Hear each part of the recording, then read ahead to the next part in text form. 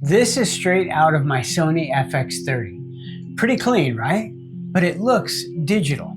Now this is the exact same shot with one simple trick applied. Took me literally 60 seconds.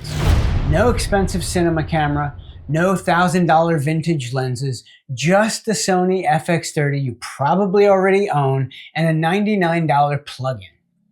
Let me show you how this works. So here's the thing. The Sony FX30 is an incredible camera. I mean, 10-bit color, 4K, 120 frames per second, all the cinema features. It's a beast. But sometimes the footage felt a little too clean, too sharp, I don't know, too much like digital video. And of course, it depends on the project, but I'm talking about when we're trying to get that film look. I tried LUTs, I bought preset packs, I spent hours tweaking color wheels and post, and yeah, some of them looked okay, but nothing felt right. Nothing had that organic film quality I was chasing. Then I discovered film emulation, specifically a plugin called Dehancer. And I'm not gonna lie, at first I thought it was gonna be super complicated, like film stock science and all that nerdy stuff, but it turns out it's actually stupid simple. Stay with me because I'm going to walk you through the exact process I use on every single project now.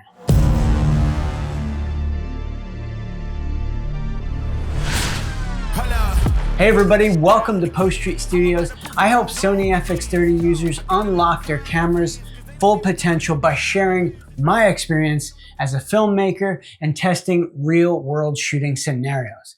I also have a playlist that'll walk you through all the essentials of the Sony FX30. I'm going to put that right here.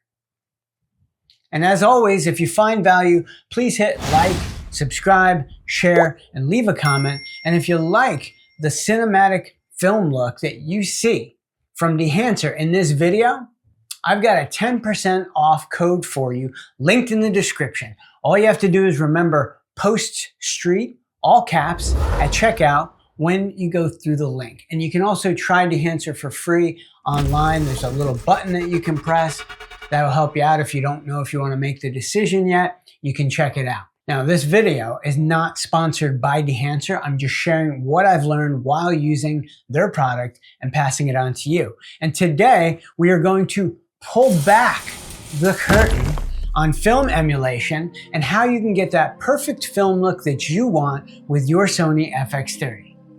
All right, let me show you the 5-step process. And I'm timing myself here. This literally takes under a minute once you know what you're doing.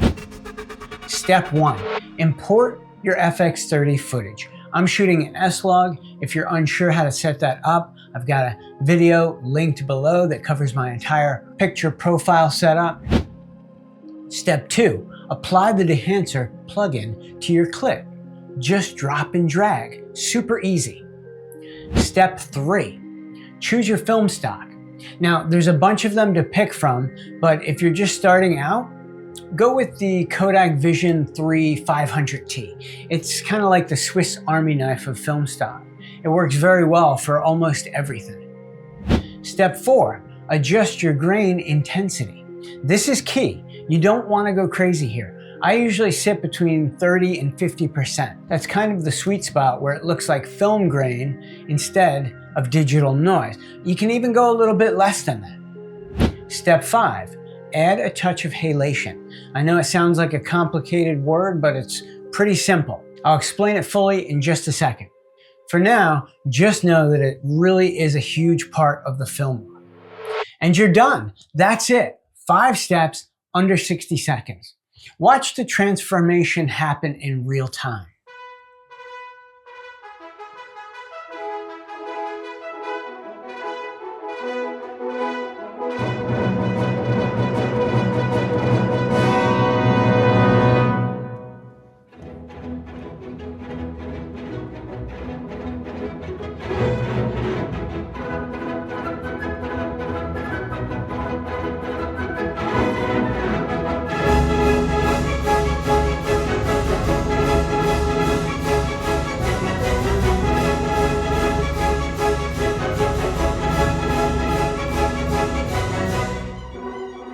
See that? That's the simple trick. That's what we're doing here. Now, let me explain why this works so well, because it's not just slapping a filter on your footage. Dehancer is doing three main things that make your FX30 footage look like actual film. First, film grain. Real film has this organic texture to it. It's not perfectly clean like digital sensors, and our eyes are trained to associate that grain with cinema, with quality, with that film look that we all want. Second, halation. Okay, fancy word, but super simple concept. It's that subtle glow you see around the bright highlights in the film. Street lights, windows, reflections, they all have this soft bloom around them. Third, color science. Film stocks interpret color differently than digital sensors. Dehancer actually emulates how specific film stocks, like the Kodak Vision 3 we're using, would have captured and rendered those colors. It's not just a LUT shifting the hues around. It's actually replicating the chemical process of film. Oh, and here's a pro tip. The Sony FX30's 10-bit color is perfect for this.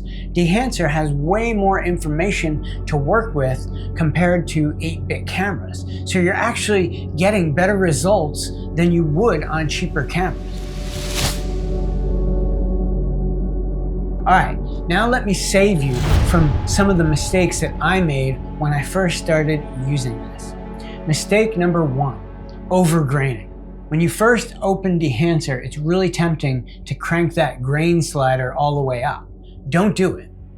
See this? At 80, 90, 100%? That doesn't look like film. That just looks like noise. Like you shot it at ISO 12,000 in a dark room. This is what you want. 30 to 50% or even a little bit less. Subtle, organic, and film-like.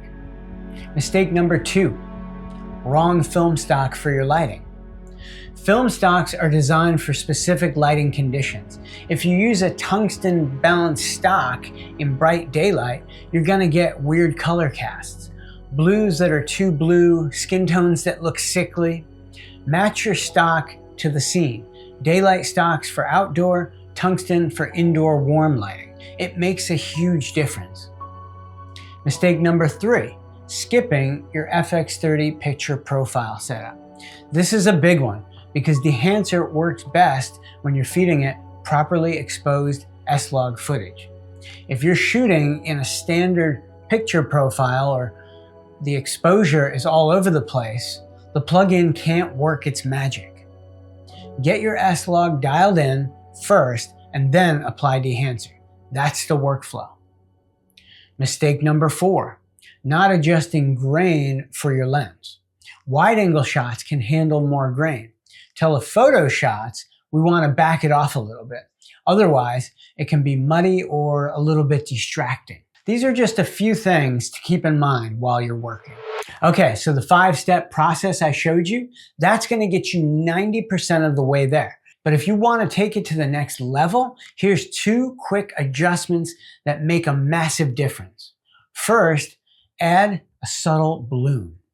Go into Dehancer settings, find bloom control, and set it somewhere between 5 and 15%. Watch what happens to those highlights. They get that soft, dreamy quality, like light is actually glowing instead of being bright. Second, adjust your film response curve. This is basically how film stock responds to light. And there's a preset in here called pushed, and that gives you slightly more contrast and saturation.